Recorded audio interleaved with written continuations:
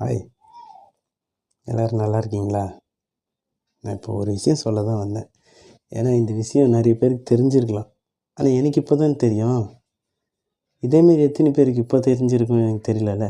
ஏதோ என் மூலிமா ஒரு 4 பேருக்கு தெரியட்டுமே. நல்லா இருந்துச்சு அந்த விஷயம். அதுக்கு தான் சொல்ல வந்தேன். இந்த பேம்பு ட்ரீ இருக்குல்ல, மூங்கில் செடி, மூங்கில் மரம், அது வச்சு தண்ணி ஊற்றினே இருந்தால் 5 வருஷத்துக்கு எதுவுமே தெரியாதாங்க. அது வளர்றதே 5 வருஷத்துக்கு நீங்கள் பண்ணுறதே தெரியாதாம்.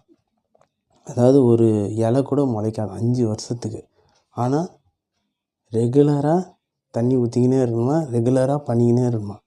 அந்த 5 வருஷம் கழித்து அது 6 மாதத்துலேயே 6 அடிக்கு மேலே வளர்ந்துருமாங்க. 5 அடிக்கு மேலே. நல்லா இருந்துச்சு உண்மையாக யோசிக்கும் போது. இதுமாரி நம்ம வாழ்க்கையில் கூட சில முயற்சிலாம் எடுப்போம். என்னடா இது எதுவுமே நடக்க மாட்டுதே அப்படிலாம் நம்ம யோசிப்போம். ஒருவேளை அந்த மூங்கில் செடி மாரி நம்மளுக்கு வெளியே தெரியாமல் இருக்கோ?